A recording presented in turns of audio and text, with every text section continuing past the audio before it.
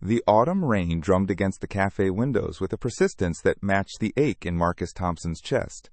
He sat at the corner table, the same one he'd claimed every Tuesday for the past 3 months, his untouched coffee growing cold between his hands. The ceramic mug had become a prop in his weekly performance of normalcy, a ritual that convinced no one, least of all himself, that he was healing. The familiar weight of his wedding ring pressed against his finger as he turned it absently, a habit that had intensified since Elena's funeral. 6 months had passed, yet the gold band remained, a lighthouse in the storm of his grief, guiding him back to memories he couldn't bear to release. Around him, the cafe buzzed with the comfortable chaos of Tuesday afternoon regulars, students hunched over laptops, their fingers dancing across keyboards in frantic rhythm. Business professionals spoke in hushed tones about quarterly reports and market projections. Young mothers corralled toddlers while stealing precious moments of adult conversation. Marcus existed at the edges of their world, a shadow observing life through bulletproof glass. His phone lay face down on the wooden table, its silence more deafening than any ringtone could be. 3 missed calls from his sister, 2 text messages from his mother-in-law asking about dinner plans he'd already canceled, and a voicemail from Emma's school counselor requesting another meeting about his daughter's declining grades. He couldn't bring himself to face any of it. Not today.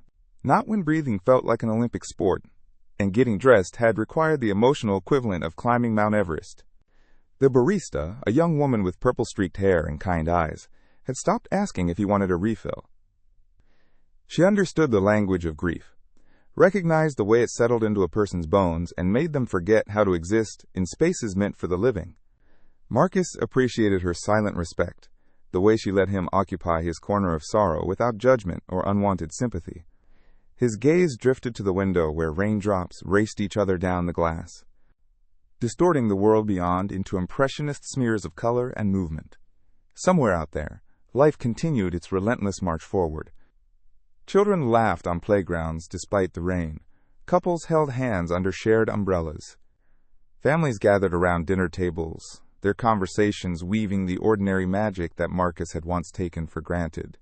He pressed his palms against his eyes, trying to stop the familiar slide into the abyss of what-if scenarios. What if Elena hadn't insisted on driving to the grocery store that night? What if he'd gone with her instead of staying home to help Emma with her math homework? What if the drunk driver had left the bar 30 seconds later or taken a different route home?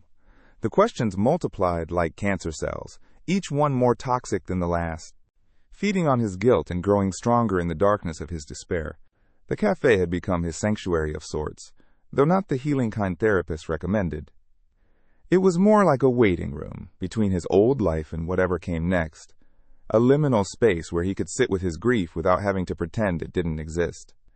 The other patrons had learned to navigate around him, giving his table a wide berth, not out of rudeness, but out of instinctive recognition that he occupied a different emotional territory than they did. Marcus thought about the morning 6 months ago, when he'd woken up married and gone to bed a widower.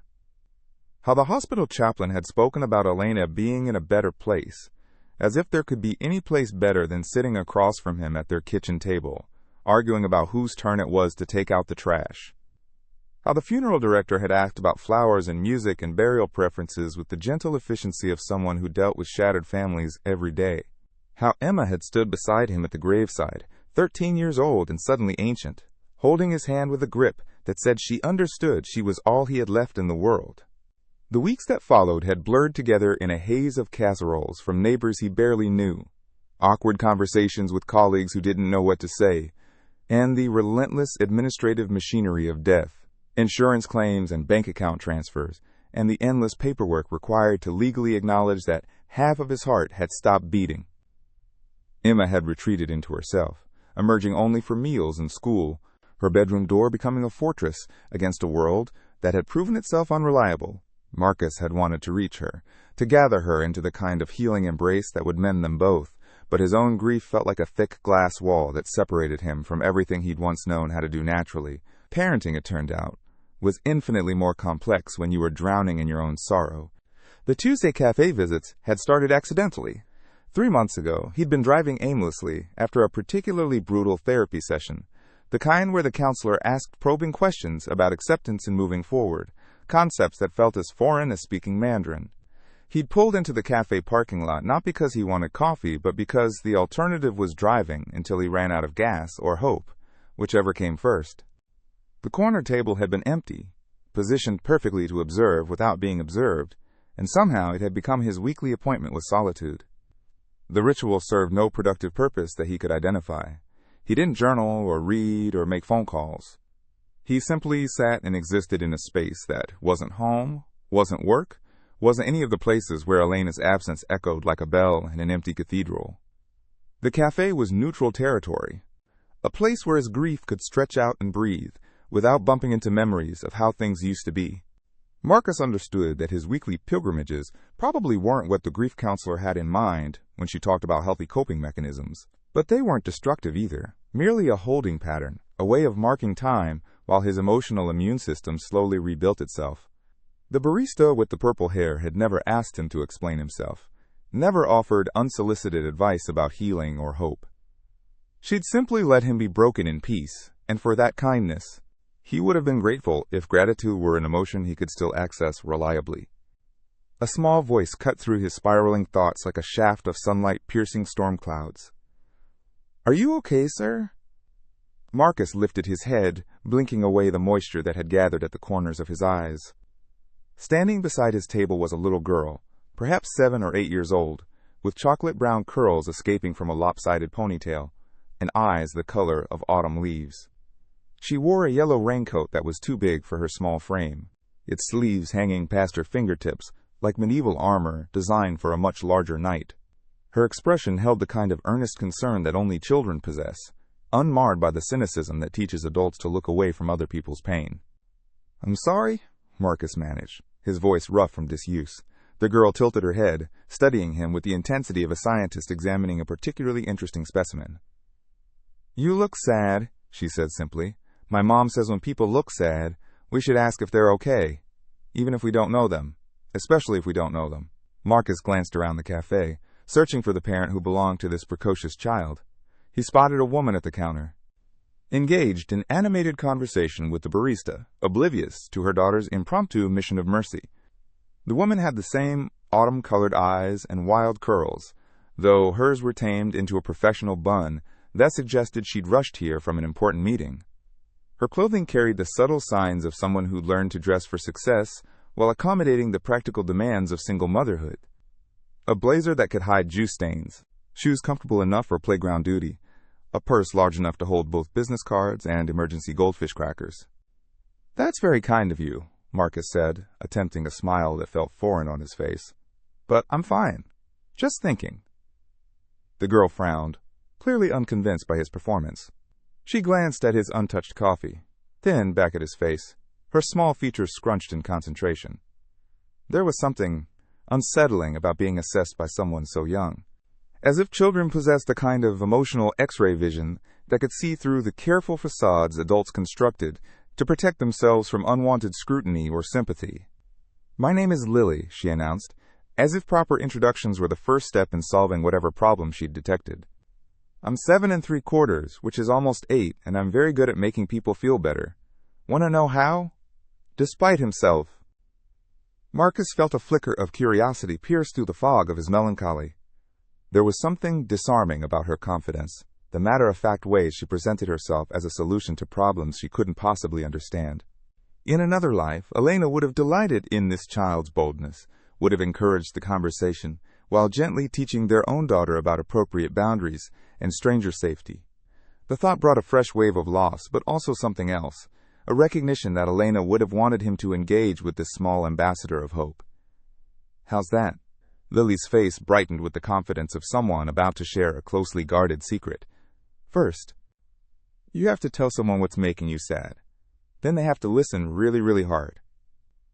Then you have to do something nice for yourself, like eat ice cream, or watch cartoons, or hug somebody you love. It works every time." The simplicity of her prescription struck Marcus like a physical blow. In 6 months of grief counseling, therapy sessions, and well-meaning advice from friends and family, no one had distilled the healing process down to such fundamental elements. Tell someone. Listen. Be kind to yourself. Love somebody. It was devastatingly simple and impossibly complex all at once. Mental health professionals had given him worksheets and breathing exercises and homework assignments about reframing negative thoughts. This child had given him a roadmap that could fit on a napkin. "That's excellent advice," Marcus said, and this time his smile felt almost genuine. "Where did you learn such wisdom?" "From my mom," Lily said proudly. "She had to teach herself how to feel better after my dad went to heaven. She says heaven is really far away, but sometimes people there send us helpers when we need them most. Maybe I'm your helper today."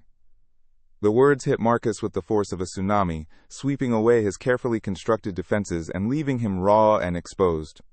This child, this beautiful, innocent child, was offering him something he'd forgotten existed. Hope. Not the artificial hope peddled by self-help books and motivational speakers, but the organic, homegrown variety that sprouted in the most unlikely places. The kind of hope that acknowledged pain without being defined by it, that understood healing wasn't about forgetting but about learning to carry loss with grace. He thought of Elena, who would have loved this bold little girl with her yellow raincoat and her prescription for healing. Elena, who believed in angels and small miracles and the power of strangers to save each other. Elena, who would have gently nudged him to accept the gift this child was offering, to see it not as charity, but as the kind of sacred encounter that happens when hearts recognize each other across the arbitrary boundaries of age and circumstance.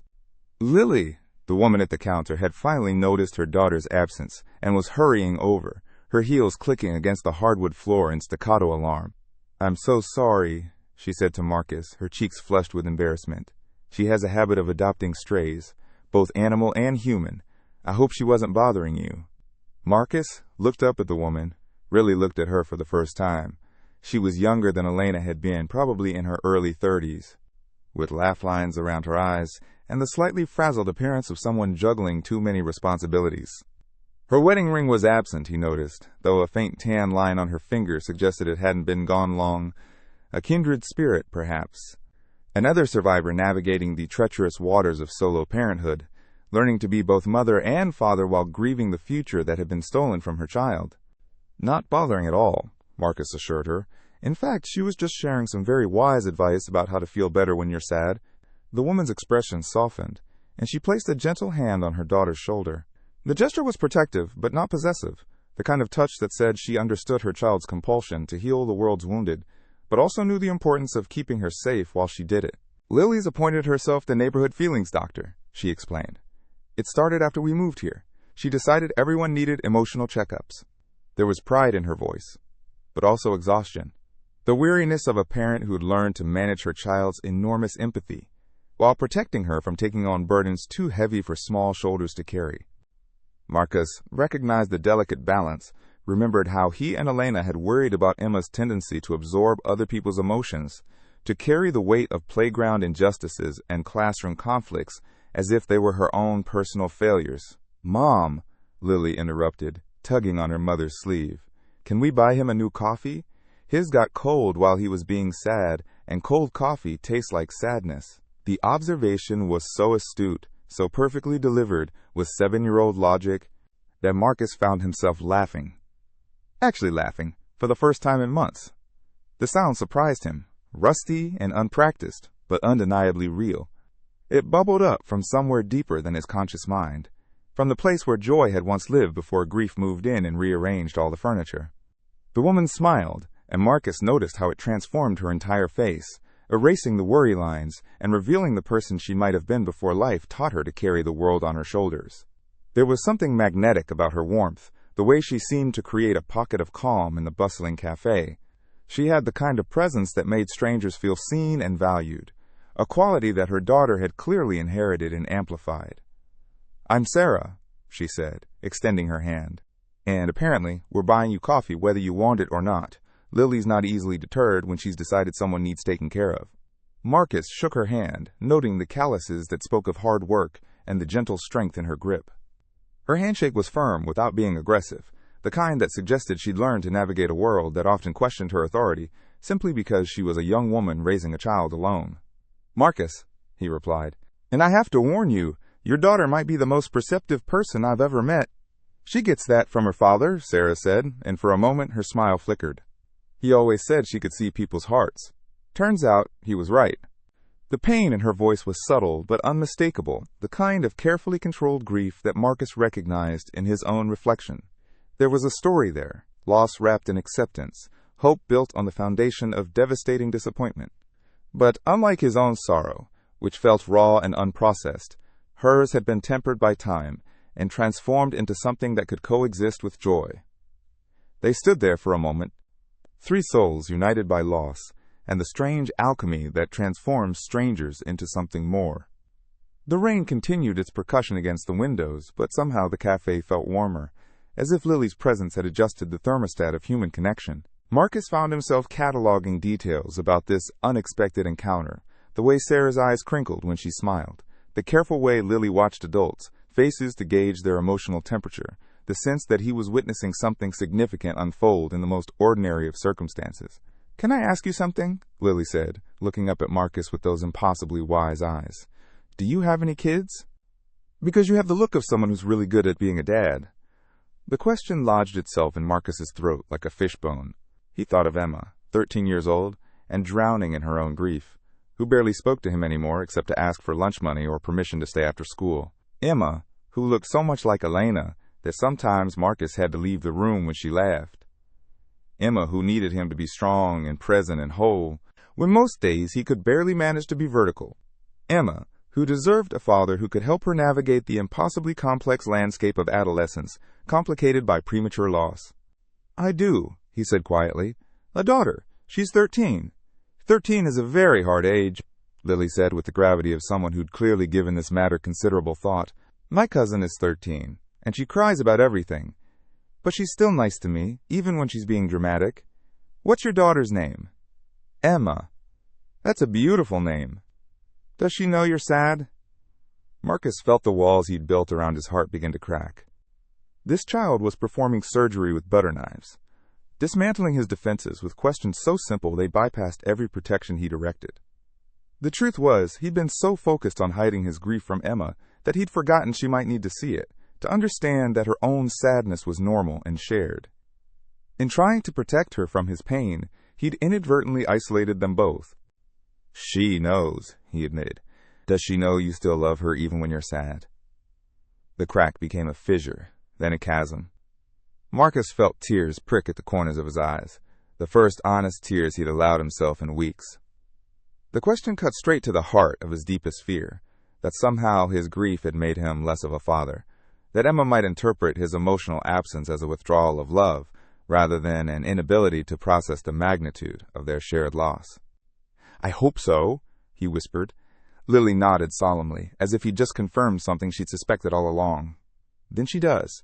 Kids always know when their parents love them, even when the parents forget how to show it for a while. Sarah knelt down beside her daughter, her own eyes bright with unshed tears. "Sweetheart, maybe we should let Mr. Marcus have some quiet time now." "But he hasn't eaten anything nice for himself yet," Lily protested. "That's the third step. He's only done step 1. Marcus laughed again, the sound coming easier this time. "What would you recommend for step 3? Lily considered this with the seriousness of a judge weighing evidence. "They have really good chocolate chip cookies here, and hot chocolate with the little marshmallows. But if you want something really special, my mom always says ice cream for breakfast is medicine for broken hearts." "Lily," Sarah said gently, but Marcus could hear the love and pride in her voice. "I think that's supposed to be our secret." "Secrets are only for surprises and safety," Lily replied matter-of-factly. "This is medicine. Medicine should be shared." Marcus found himself studying this remarkable child who'd wandered into his life like a guardian angel in a too-big raincoat. There was something about her confidence, her absolute certainty that the world could be healed one conversation at a time, that made him want to believe in possibility again.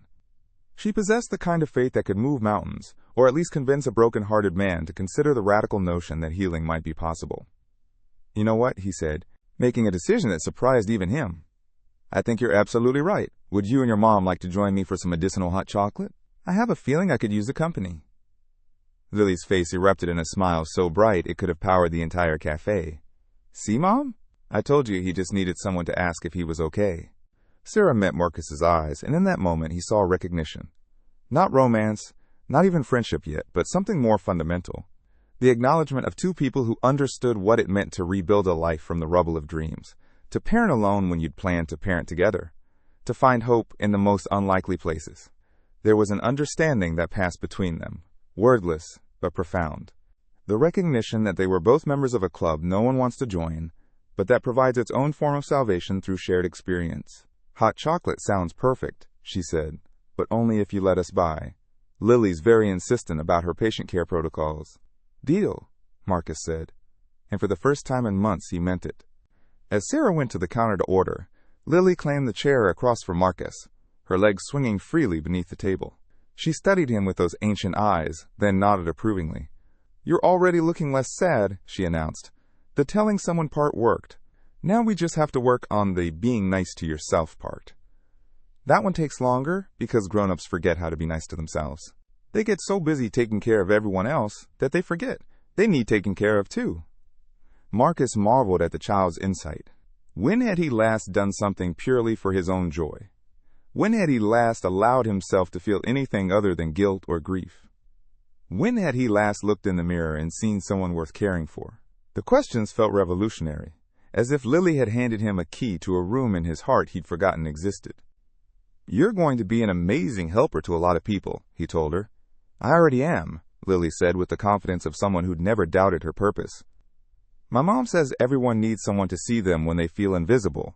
I'm really good at seeing people." The words resonated deep in Marcus's chest. Invisible. That's exactly what he'd felt like for months, walking through his life like a ghost haunting his own existence. But this child had seen him, really seen him, and somehow that simple act of recognition had begun to call him back to himself. Sarah returned with 3 steaming mugs of hot chocolate, each topped with a mountain of marshmallows that defied the laws of physics. She set them down carefully, then took the remaining chair, completing their unlikely triangle of connection. The warmth from the mugs seemed to spread beyond the ceramic, creating a bubble of comfort around their small table. "To new friends," she said, raising her mug. "To helpers," Marcus added, looking at Lily. "To feeling better," Lily concluded, and they clinked their mugs together with the solemnity of diplomats signing a peace treaty. As they sat in the warm café, rain-painting impressionist masterpieces on the windows, Marcus felt something shift inside his chest. Not healing, exactly. That would take time, perhaps years. But the first tentative stirring of possibility, the faintest whisper that maybe, just maybe, he didn't have to carry his grief alone. The hot chocolate was rich and sweet, the marshmallows melting into clouds of sugar that made everything taste like childhood and comfort. Lily chattered about her school, her friends, her elaborate theories about why rainy days were actually the earth taking a shower. Sarah listened with the kind of attention that made even the most mundane observations seem profound, occasionally adding gentle corrections or follow-up questions that kept the conversation flowing. Marcus found himself relaxing for the first time in months, drawn into their easy rhythm of connection. "Do you know what my dad used to say about sad days?" Lily asked, suddenly serious. Marcus shook his head. He said sad days are like storms. They're really loud and scary while they're happening, but they always pass, and afterward the air smells better and everything looks cleaner. He said the trick is to find a safe place to wait out the storm and remember that the sun is still there, even when you can't see it. Sarah's hand trembled slightly as she set down her mug. "That's exactly what he used to say," she confirmed, her voice thick with emotion. Right before bedtime, when Lily was afraid of thunderstorms. The moment hung between them, heavy with shared understanding. Marcus realized that this child carried her father's wisdom like a torch, passing it on to anyone who needed light in the darkness.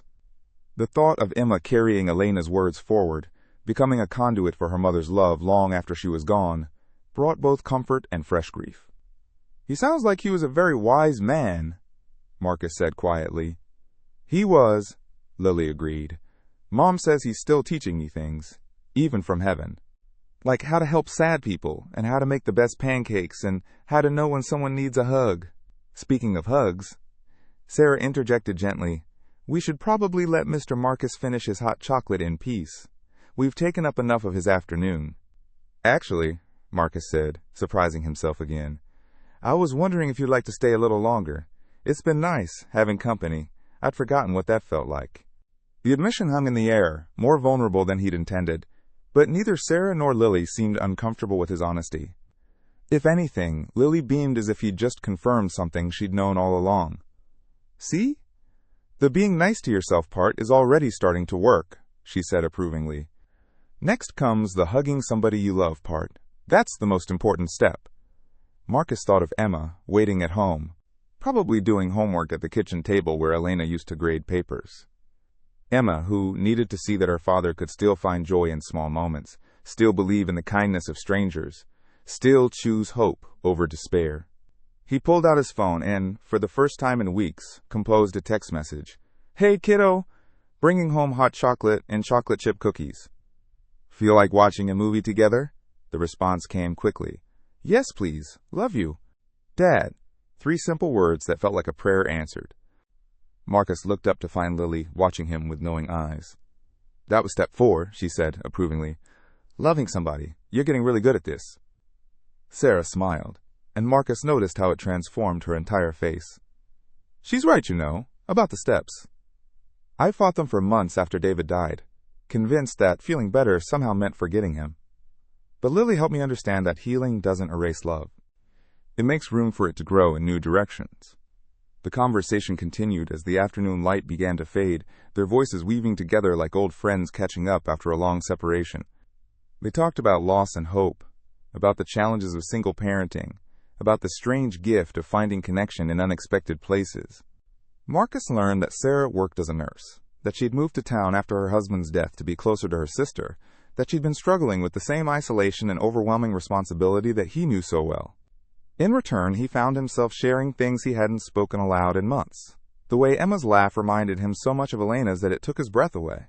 How he sometimes stood outside his daughter's bedroom door, wanting to comfort her but afraid he might break down and become the child she had to console. The crushing weight of trying to be everything for someone when you felt like nothing yourself. The thing about grief, Sarah said thoughtfully, is that it makes you feel like you're failing everyone all the time. Like you should be stronger, faster, better at holding it all together. But maybe the real strength is in admitting you can't do it alone. My mom tried to be strong all by herself for a long time, Lily added, stirring her hot chocolate with serious concentration. But then she learned that asking for help isn't giving up. It's being smart. Like when you can't reach something on a high shelf, you get a ladder. When you can't carry all the groceries, you make 2 trips. When you're too sad to remember how to be happy, you find people who can help you remember. The wisdom embedded in her simple analogies struck Marcus as profound. Here was a child who understood concepts that many adults struggled with their entire lives. The idea that strength wasn't about independence, but about knowing when and how to connect with others. That healing happened in community, not in isolation. As the afternoon wore on and their mugs grew empty, Marcus found himself making plans. Real plans. Not just the basic survival strategy that had carried him through the past 6 months. Plans to bring Emma here next week, to introduce her to Lily and Sarah. Plans to actually answer his sister's calls and his mother-in-law's dinner invitations. Plans to stop treating himself like a ghost haunting his own life. I should probably get going, he said finally, though every fiber of his being wanted to stay in this warm cocoon of unexpected friendship. Emma will be wondering where I am. Will you come back next Tuesday? Lily asked, her voice carrying just the faintest note of uncertainty. I mean, if you want to. The cafe makes really good soup, too, and soup is excellent medicine for lots of different kinds of sad. Marcus felt his throat tighten with emotion. This child, this beautiful, intuitive child, was offering him something precious beyond measure, a standing appointment with hope, a weekly reminder that he was seen, that he mattered, that his healing mattered too. I'll be here, he promised. Same table? Same table, Lily confirmed. And next time, maybe you can tell me about Emma. I bet she's really nice, even when she's being 13. As they gathered their coats and prepared to venture back into the world, Sarah touched Marcus's arm gently. Thank you, she said quietly, for letting her help. She's been worried that her superpower wasn't working anymore. You gave her back her confidence. Marcus shook his head. She gave me back something I thought I'd lost forever. I should be thanking you, both of you. They walked to the door together, 3 people who'd entered the cafe as strangers and emerged as something more. Family, perhaps, in the truest sense of the word. not bound by blood or law, but by the shared understanding that sometimes salvation comes disguised as a child's question. Sometimes healing begins with the simple act of letting someone see your sadness and sitting with it until it transforms into something bearable. Outside, the rain had stopped completely, leaving the world washed clean and shining. The afternoon sun broke through the dispersing clouds, painting everything in shades of gold and promise. Marcus watched Lily skip ahead to a bright red car, her yellow raincoat now a flag of victory rather than protection against the storm. Sarah paused beside him, keys jingling in her hand. "You know," she said thoughtfully, "I think Elena would have liked her. They seem like they would have been kindred spirits." Marcus started, surprised by her perceptiveness. He hadn't mentioned Elena by name, hadn't spoken of his loss in any specific terms. But somehow Sarah had understood, had seen past his careful omissions to the truth beneath. "How did you know?" he asked. "The way you turn your wedding ring," she said gently. "David used to do the same thing when he was missing his mom." Some habits transcend generations.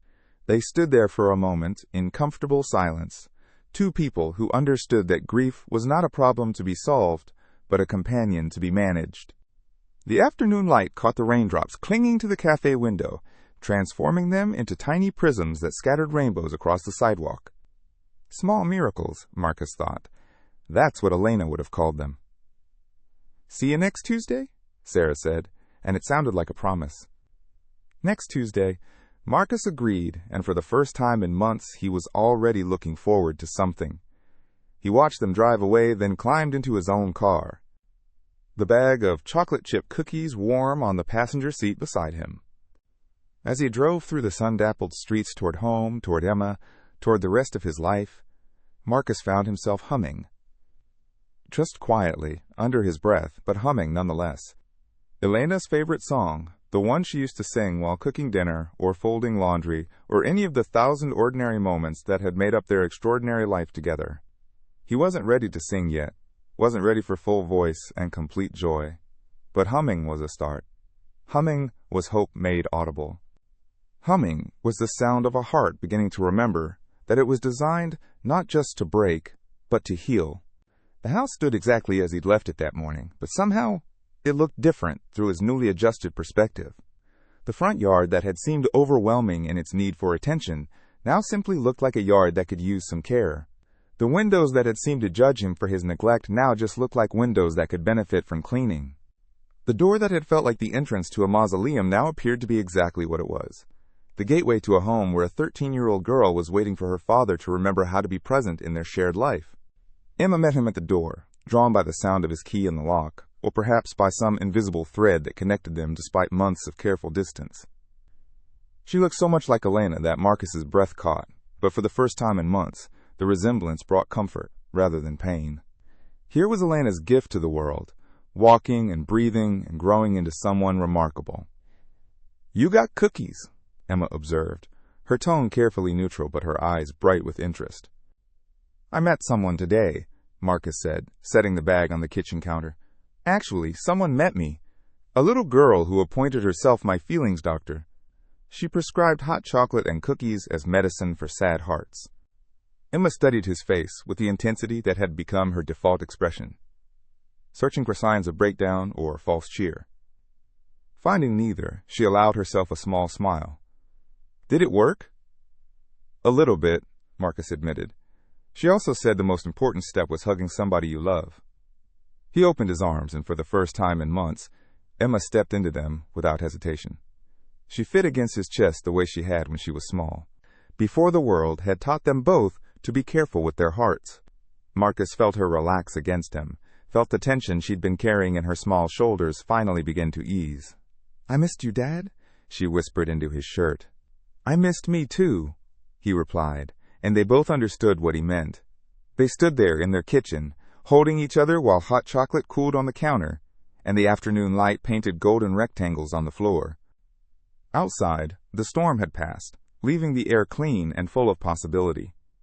Inside, two broken hearts began the slow, careful work of healing, supported by the memory of a little girl in a yellow raincoat who believed that every sadness could be transformed with enough love and attention.